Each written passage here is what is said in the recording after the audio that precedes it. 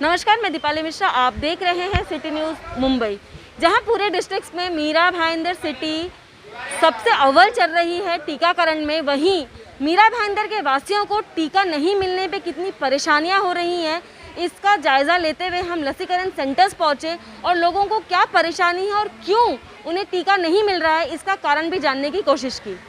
इसी संदर्भ में नगर सेवक अशरफ शेख से हमारी कुछ खास बातचीत हुई, जिसे हम आपके सामने लाना चाहते हैं और बताना चाहते हैं कि किस तरीके से मीरा भाईंदर महानगर पालिका बीएमसी सक्षम है। आप देख सकते हैं कि सारी सुविधाएं हैं, लेकिन टीके की कमी होने के कारण लोग उसका बेनिफिट नहीं ले पा रहे। आइए बात करते हैं अशरफ शेख से। मीरा भाईंदर पालिका टीकाकरण में पूरे डिस्ट्रिक्ट में अव्वल चल रही है। इन्होंने इतनी बेहतरीन सुविधा की है कि यहाँ के लोगों को टीका मिल सके, लेकिन उसके बावजूद टीका नहीं मिल रहा। क्या बोलना चाहेंगे? सबसे पहले तो मैं आपके माध्यम से बता दूं कि मैं प्रभाग नंबर 22 का नगर सेवक 2012 से चुनकर आया हूं।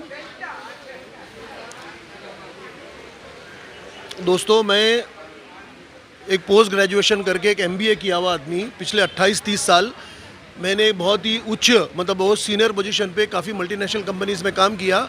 और मैं ये सोच रहा था कि भाई यहाँ पर उसको रिज़ाइन करके यहाँ पर आके कुछ शहर के हित का काम करेंगे। जब तक के 2012 से 2014 तक जो कर सकते थे किए।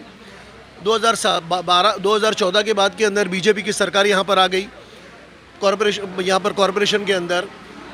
अभी अगर आप देखो कोविड के सिचुएशन के अंदर, अगर आप इस तरीके से देखो कि 16 जनवरी से वैक्सीनेशन मीरा भाईंदर में शुरू हुआ और तकरीबन अभी तक 120-150 दिनों में 2,30,000 लोगों को वैक्सीनेशन दे चुके।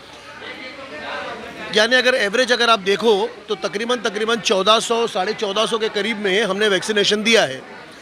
इस शहर की, मीरा भाईंदर शहर की जनसंख्या 10.5 लाख अगर आप पकड़ते हो ऑफिशियल फिगर पे, तो हर इंसान को 2 वैक्सीनेशन लगेंगे, यानी 21 लाख लगेगा। और अगर 21 लाख के हिसाब से अगर आपने इनको वैक्सीनेशन 21 लाख लोगों को अगले 2 साल तक बिना छुट्टी लिए अगर आपने इन लोगों को वैक्सीनेशन सभी को दिया, तो आपको तकरीबन 2980 यानी 3000 के करीब आपको वैक्सीनेशन पर डे लगेगा अगले 2 सालों में, यानी जिसमें एक दिन भी आपकी छुट्टी नहीं होगी। और जबकि वैक्सीनेशन आता नहीं है, कई दिनों तक तो वैक्सीनेशन यहाँ आता नहीं है। और अगर आता है तो देखो किस तरीके से, अगर आप यहाँ पर देखो किस तरीके से लोग, सीनियर सिटीज़न किस तरीके से लोग लाइन लगा के यहाँ पर बैठे हैं। ये तरीका नहीं है। ये सारा का सारा वैक्सीनेशन जो है, ये हमारे आदरणीय प्रधान सेवक, जिनको चाहिए था कि हमारे देश के जो नागरिक हैं, यानी जिनका टैक्स पेयर का पैसा है, ये पैसे का इन्होंने वैक्सीनेशन उठा के दूसरे देशों में 56-57 देशों के अंदर बांट दिया, मुफ्त के अंदर बांट दिया। और यहाँ पर लोगों को वैक्सीनेशन नहीं है। आपके पास वैक्सीनेशन नहीं है और अब दुनिया को बांट रहे हो वैक्सीनेशन। ये कहाँ का इंसाफ है? आपने जैसे बताया कि 3000 लोगों को लगना चाहिए, जो नहीं हो रहा है, तो जब सेंट्रल सप्लाई ही नहीं देगी तो लगेगा कैसे? सबसे बड़ी, मैडम आपने मेरी बात छीन ली। सबसे बड़ी बात यही है कि सेंट्रल, जिसका पूरा के पूरा सेंट्रलाइज सिस्टम है वैक्सीनेशन का, वो वहाँ से स्टेट गवर्नमेंट को देगी, स्टेट गवर्नमेंट यहाँ देगा। वैक्सीनेशन आता ही नहीं है तो कहाँ से देंगे?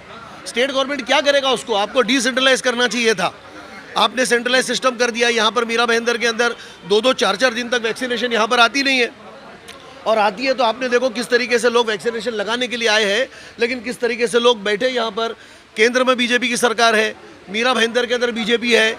इन्होंने लोगों को बेहाल करके रख दिया है। तो आपने जाना, अशरफ शेख का कहना है कि सेंट्रल काम नहीं कर रही है, ना ही वो टीका पूरी तरीके से पहुंचा रही है, जो लोग मूलभूत सुविधा है उनकी वो प्राप्त कर सके। अगर इसी तरीके से टीकाकरण नहीं आएगा तो क्या कोविड की तीसरी लहर को हम मात दे पाएंगे, या फिर मौत के आंकड़े बढ़ते रहेंगे और हम अपनों को ऐसे ही खोते रहेंगे? इसी तरीके की खबरों के लिए बने रहें, जुड़े रहें और देखते रहें सिटी न्यूज़ मुंबई।